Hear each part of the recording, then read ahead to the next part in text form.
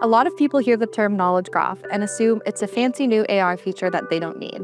In reality, it's something useful and familiar. It's familiar because, like knowledge graphs, human beings don't think in tables or documents. We think in things and how those things connect.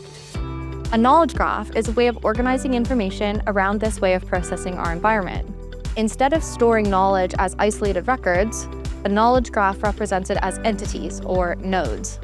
If the node is the noun we use to refer to an entity, for example, a patent, a company, or a molecule, then the edges are the relationship between the nodes.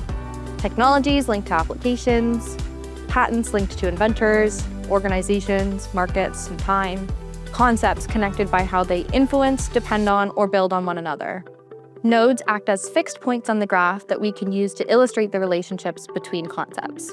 So how is this better than a conventional database? Traditional databases are optimized to answer questions about individual records. How is this technology evolving? Where is innovation converging? What dependencies create risk or opportunity?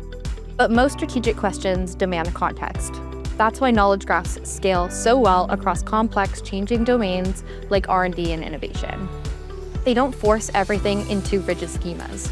They evolve as new entities, data sources, and connections emerge.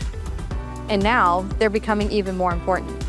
When AI works on top of a knowledge graph, it can reason on the data, trace the connections, validate context, and explain how an insight was actually reached. This is why knowledge graphs are increasingly the foundation for advanced search, analytics, and AI-driven decision support. You don't necessarily need to build one yourself, but you do need to understand what they make possible.